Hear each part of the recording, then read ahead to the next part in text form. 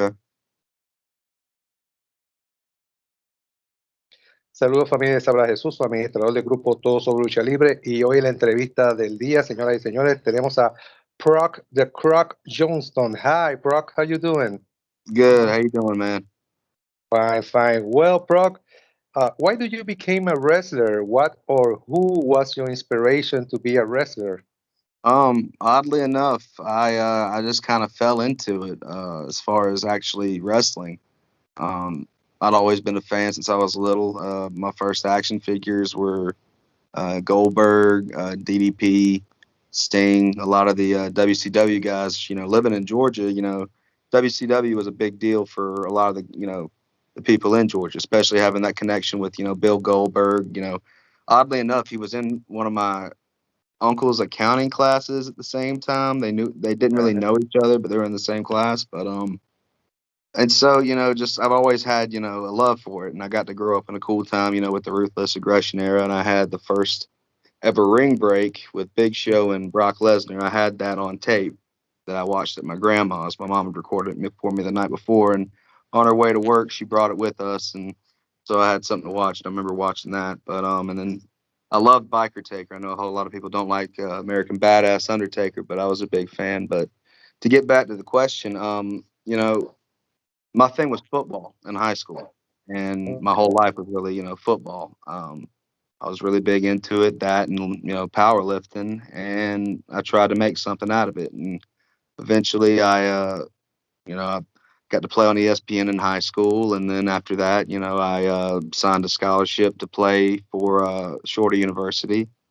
Played there for a year on an academic and athletic scholarship, but it's a job when it gets to that point. And if you don't love what you do daily, it's a grind. And it got to the point where it was on top of my schoolwork. It was too much. So I came back home to down South Georgia, and went to my dad's old school, VSU, joined a fraternity. And one night, me and one of my best friends in the fraternity were, having a few beers and saw that there's an independent wrestling show in Valdosta. So we're like, all right, cool. We watched Raw a lot at the house, a lot of the WWE stuff back then. So I'm like, let's go check it out, because they'd already been to one and I missed it, and they had a really good time. So I'm there. We got a little buzz on. We've had a few drinks in us, but the heels, bad guys come out, and we start giving it to them. Like, we're trying to feed into it, trying to get them that heat, and trying to make it easy for them. Well, they think that we're trying to start a fight, so they get up in our faces and everything, and we think it's normal, but they're ready to throw, and we're just happy go lucky, like, yeah, man, we're doing what y'all want, right? Well, we talked to them after the show, and we're like, oh, y'all knew what was going on, okay. We thought we were about to have to, trying to get in a fight. And I'm like, no, man, we're just trying to have a good time. So he's like, all right, well, hell, I live in town, and if y'all ever get a wild hair, come on out and train. Because my buddy, I was there with, attorney brother, he's a multi-time state. He was like a 3-time state champion wrestler in high school.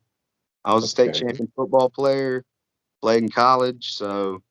He did it he went and did it 1 week, and then a week later I was there, and that was, let's say, that was early, probably about January, February, could be March 2017, and been at it ever since.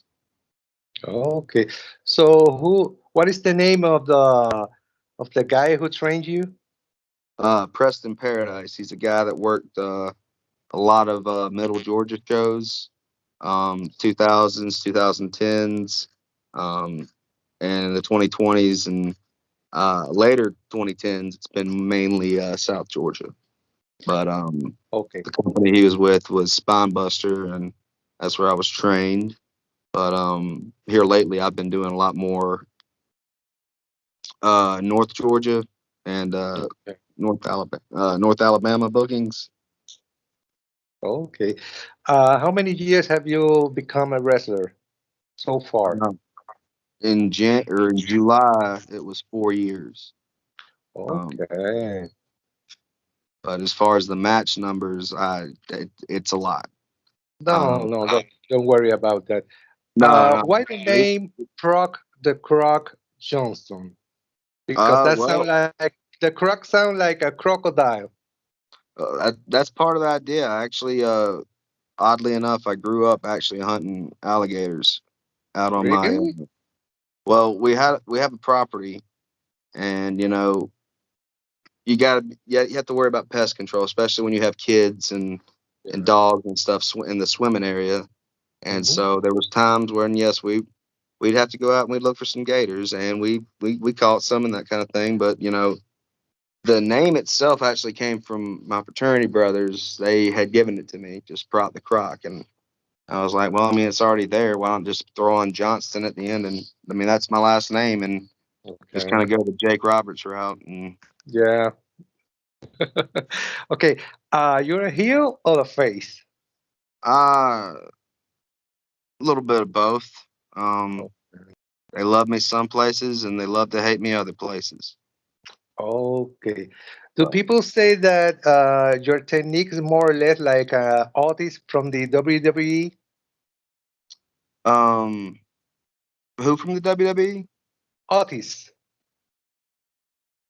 Aldis, Nick Aldis. the Otis, the guy who is a little bit fat. Oh. He was a face and Uh, now he's a he's heel. his style.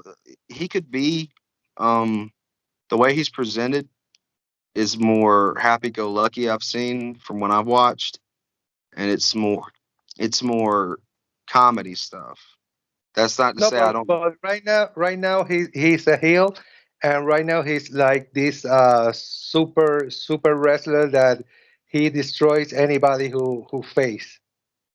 I got you. I hadn't seen a whole lot of his new stuff, but as far as Okay. who I would say my style is a lot like is I would model myself a lot after guys like Stan Hansen, Mm, Marufuji, very all Japan, like late '80s, early '90s. Terry Gordy, Dr. Death, um, Kenta Kobashi, Misawa. Uh, I mean, I can go on and on. I mean, like, let's see. I think I said Kobashi, Kenta Kobashi, yeah, yeah, but that whole old school style of we're just going to stand in here and just beat the living hell out of each other yeah. because you know at a certain point people it yes it is a performance, but at the same time the blows we're making in there 90% of the time there's no slapping of the leg when I'm in the ring. That's real contact. That's real Oh, sweat yeah. flying. That's bone. That's muscle on bone that you're hearing. And Wow. guys like Suzuki and Tomohiro Ishii are huge influences on my style. Shingo Takagi. Um, because I mean, at the end of the day, what we're doing is simulated combat, right? So Okay. the combat portion of the performance doesn't look like it's going to hurt or doesn't look like it have any impact. What are we doing here? You know what I mean? Mm-hmm. So when when I get in there, I tell folks I'm not gonna purposely mess you up by any means. I'm gonna hit hard in safe spots Okay. and make it look good. Okay. Have you ever had the opportunity to go to Japan? I have not. I've wrestled a few guys who've been over to Japan. One of my really good buddies was just over. I want to say in 01 with I think Okay. it's Kaz Hayabusa and Sonny Ono run that promotion over there. Well, actually, two Okay. of my buddies, Cyrus the Destroyer and Trevor Aon. Trevor Okay. they both got to do some appearances here recently on AEW Dark. Really great guys. I can't say enough about them. Cyrus is great, for knowledge if you want to find out about, that big man style. Because I mean, he's about like if you've never seen him work, just think Vader because he is Vader, but powerlifting Vader. Wow. I mean, I've seen him just rep 600 pounds on deadlift like it's nothing. I mean, the guy's a monster. But then you got a guy like Trevor Aon who's trained in all kinds of combat, and He's the real deal, Holyfield. I mean, he says, you can't fake the funk, and that man does not fake the funk. He is what you see. He is a genuine certified badass. He just had a hell of a match with Trish Adora, who is the God forbid, I know I'm going to mispronounce the name of the title, but I want to say it's the Pan African title, which is Okay. now recognized as a world title, and he just was able to compete for that. I want to say at Battle Club Pro over in DC, and they had a hell of a match. But Japan's a place I really want to go. I'd love to get that Ribera Steakhouse jacket and Okay. just go and see the culture. My old tag partner, he got to see a lot of that, or I don't know if he ever got to go. Ben Buchanan, Okay. he just signed with WWE, but we're real big on that All Japan stuff. We'll be in the back, just talking. Stan Hansen, Terry Gordy. I remember I think he had the tape. I remember we got into a talk one time because he had a Mhm. DVD of I can't think of Terry Gordy and Doctor Death's tag team, something Death Machine or something like that. But Okay. they, Yes. Yes. yeah, they were absolute world beaters. I think that's something that's missing nowadays. It's just two huge heavyweight tag guys. I mean, we got Heavy Machinery, but I don't think we ever saw Heavy Machinery go where Heavy Machinery could go. Um, Yeah. we don't have guys like we need another Steiner Brothers tag team. I feel like just Yeah. because yes, it's getting more the actual the matches are more technical than they ever been. They're Mhm. fantastic, but I feel like there's only some tag teams that can do the technical part and the gritty part. I think teams like FTR do it well. I think Santana and Ortiz, they're able to switch that gear from we're working a match to things are breaking down. This looks like a fight, and I think you need to be able to do both in order to make this look like how it's supposed to look. Mhm. And I feel like a lot of people. I've been lucky enough to be trained and be mentored or be under the mentorship of people who know what it's supposed to be and what it's supposed to look like. And being able to be in Landmark Arena in Cornelia, which is not a lot of people realize this. It used to be NWA Wildside. At one point, NWA Wildside, a little promotion in Georgia, was I want to say the fourth biggest promotion in all of the United States. It was only behind WWE, ECW, and WCW. And the guys you had that came from Wildside are, you got AJ Styles, R Truth, Matt Sydal, Abyss, Wow. Bob Sapp, Hernandez, and the list just goes on and on. Kenny Omega made stops there. I mean, like Adam Page. I mean, like if anyone, there's a reason they call it the Mecca of Georgia wrestling. It's because it's not just the Mecca of Georgia wrestling. It's the holy land of Southeastern wrestling. But Okay. are you familiar at all with Masada from GCW? Yeah. Yeah.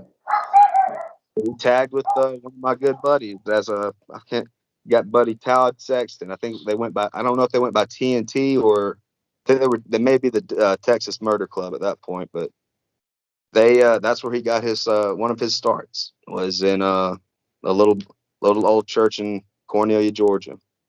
But Do you do you belong to any wrestling company right now, or you are an independent? I'm an independent contractor. I don't have any contract currently to any promotion or company out there right now. Um, but I'm just right now I'm just going with the flow. I'm trying to get my name out there. Trying to be with the right people and learn the right things. I think this past year's been really good, and I'm hoping to improve on that and hopefully join my buddy over in NXT. Uh, soon. I got got a guy I played with in college who, oddly enough, a guy named Kevin Knight who was over working for New Japan. Uh, Okay. and it's a good time to be a fan. It's a good time to be a worker. And it's a good time to be behind a microphone in the ring, behind the booth. We're in a good spot right now, and I think a lot of people, they hark back to the Attitude Era, but I think we're entering a new boom period similar to that. I'm not saying it's going to be as popular Mhm. as it was as the Okay. Attitude Era, because I mean, let's be honest, that was a very niche market inside of a niche market, but it did catch on. But I think right now we're in a good spot as an industry as a whole, and I'm excited to see where not only I go, but my Mhm. peers and contemporaries go. Okay. Have you won any title on these 4 years of wrestling? I am a three-time tag champion for. Let's see, the first tag championship was for Sunbelt in South Georgia. Okay. Then we were the inaugural Pose Tag Team Champions. Um, and then we won the Pro South Tag Team Championships in April. And right now, I want to say we're in the top five out of 60 something tag Okay. teams as far as like top five longest reigns. So just gonna keep holding on to those and see where that gets us. But I'm also currently the Anarchy Wrestling TV champion, which is the Okay. arena. Okay. Let's try to remember your debut. How do you feel that day? Uh, for me, it was a weird situation. It was I kept asking my trainer, when am I going to debut? When's there going to be a match for me? And kept getting, no, I don't know, I don't know, I don't know. And then finally, I'm working matches, with the guys who are actually, wrestling, Mhm. and they're.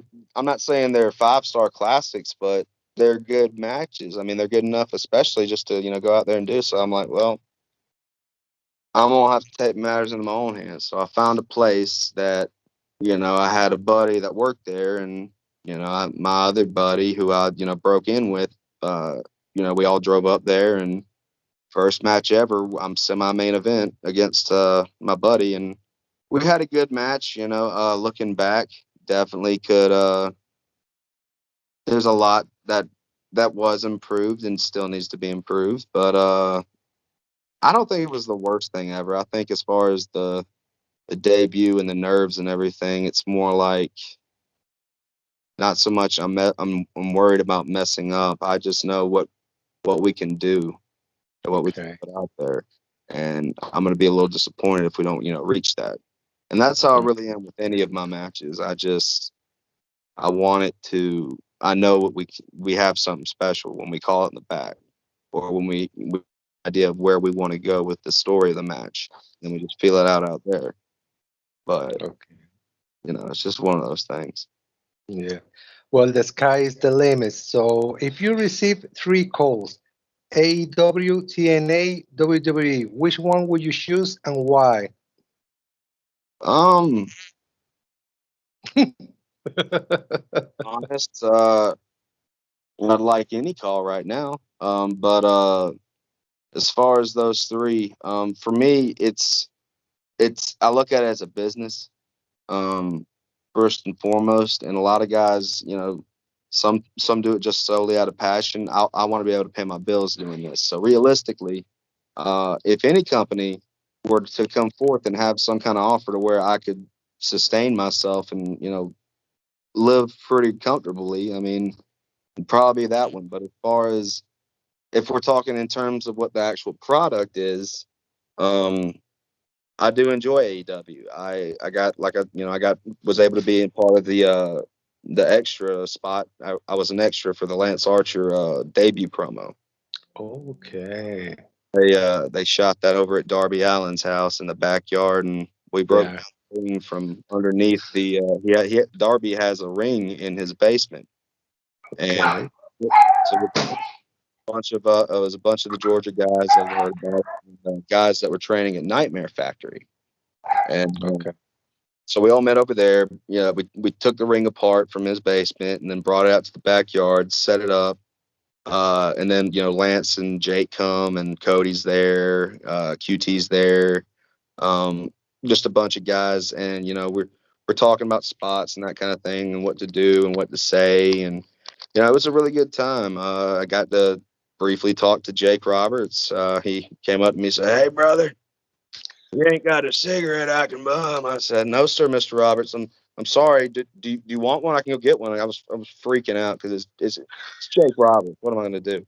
But like I'm not too proud to admit that. But and then seeing Lance Archer there was cool. I mean, he's a big boy. He's one of those guys that they advertise as being a monster, and he is damn sure a monster. He is at least a good. He's all of 6'7", if not 6'8". And the weird part is he played quarterback in college, which is a terrifying thought. But um, just a really cool guy, and it was a really good experience. Just being able to be a part of that. But to answer your question, I think I'd enjoy wherever I went. I like Impact's product. I wish they were on a better, not a better network, but a network that could provide them more exposure, because Yeah. they really are doing some great things. Um, and AEW, I think, is doing great, and I think WWE is finally getting to the point where they're seeing, it's time to step up. We have a competition. It's not Hmm. like we thought it was. It's not like the Monday Night Wars in 2010 with TNA, where it was a one sided Hmm. brawl of 6 weeks. This has been two years of some solid numbers, and they've just been on the rise. And I love it because it means there's options. There's options. You just right now we have Ring of Honor, we have AEW, Hmm. NWA, MLW. I may have already said MLW, Impact, WWE. I mean, and then even New Japan has their dojo out in California where they're doing shows. There's endless opportunity right now, and it's a great time to be a fan. It's a great time to be a worker, or anyone involved really, because right now, just the way things are going, it's going to be the next interesting 5 years for sure. Would you like to go to Mexico and learn the Mexican style? Oh, absolutely. I love watching lucha. I mean, it's not necessarily my style, but I love lucha. Gringo Loco is one of my favorites to watch. Watch Taurus, El Vikingo, Ray Ortiz. Trying to think who else. Of course, Roosh and Laredo Kid, Bandito. Real, Wow. just love their styles. And it's different. Ray Phoenix. Mhm. I was talking to somebody the other day. Who's the better flyer, Ricochet or Ray Phoenix? And it's a hard question because it's as as good as they both are, they're both very different. Phoenix Mhm. is not so much the flip guy. He's just, I'm going to do shit that you're going to just have to rewind 5 times to figure out what I just did. Yeah, that's And correct. then Ricochet is out here, diving off ladders, doing, 3 flips on the way down off the top rope. I mean, it's insane to look at the athleticism of these guys. But as far as Mexico, my trainer actually worked some in Mexico. I want to say I think he did some CMLL stuff, some stuff for AAA here and there. Worked Mhm. on the canvas a few times. Um, but it's definitely something I would like to do. And if the opportunity presents itself, I'd love to go. I would. Okay. Um, Would also like to go to Britain or the UK sometime. Catch as Okay. catch can is one of my favorite styles. One of the guys who's brought it kind of, I would say, to the indie scene is Colt Cabana. Just Yeah. his he can go. I mean, his chain, I'd say, is second to none. Uh, I feel like if he were to be, in an actual, have to wrestle somebody, in a dark alley, he could probably fold them up pretty well. But Hmm. it's uh, it's just cool to see, all these different kinds of styles and all these different kinds of opportunities in countries that you would not think, would be embracing of wrestling. I mean, I think I saw Qatar has a promotion now over in the Middle. There's a ton that are popping up, I want to say, in Africa. Australia has become a huge place for wrestling. You got guys like I think the Mighty, Shane Thorne and Nick Miller. I want to say they're from. I know they worked a lot of the Australian shows, but they may be New Zealanders as well as Jonah Rock or Bronson Reed. I can't remember what his name is at the moment, but it just wherever there's opportunities. I mean, even China's starting to take off. There's a guy that at Pro South where we're tag champions. There's a guy that's living over in China working Zombie Dragon for Middle Kingdom Wrestling, and just killing it. So it's refreshing to see that there's opportunities out here, and it's good to see the people who deserve them, getting them. It's great, and I feel like with a lot of guys, it's not a matter of if, it's a matter of when, and especially with all these chances going around, it's going to be good to see. Yeah. Okay, how fans can reach you on social media? On social media, the best way to reach me is I try to keep it the same for all my social media. It should be Proc, PROC, or at the @ then Proc _the_ Croc, CROC. And I had gotten hacked out of my Facebook, so at the moment I'm only on Instagram, Twitter, and TikTok. I've been using the TikTok kind of as a second Instagram because I didn't think I'd have an Instagram, but I have an Instagram now, so I got both. So we're gonna try and do a little bit of both and stuff on there, and just try and keep things fresh and keep everyone updated on what's going on and what has happened. Okay. Señores Proc the Rock, escríbanle para más entrevistas. Si usted quiera que vaya a su país, para que también visite su país, pues le escriben también para que él pueda demostrar su talento. Proc, any last words before we finish the interview? I want to thank you guys so much for having me on. It means a lot. I'm sorry I didn't show off any of my Spanish chops. It's probably good things that the listeners didn't have to try and decipher what the hell I was saying or trying to say. So, I think we're both beneficial in that. I'm not embarrassed, and your ears aren't aching. So, just want to say, thank you for having me on, and I really enjoy what you do. Thank you very much, Mr. Proc the Croc. Ok, mi gente, esto es todo hasta el momento de la entrevista del día. Pendiente a una nueva entrevista. Have a nice day, Mr. Croc. Yes, sir. You too. Thank you very much. All right. Bye-bye.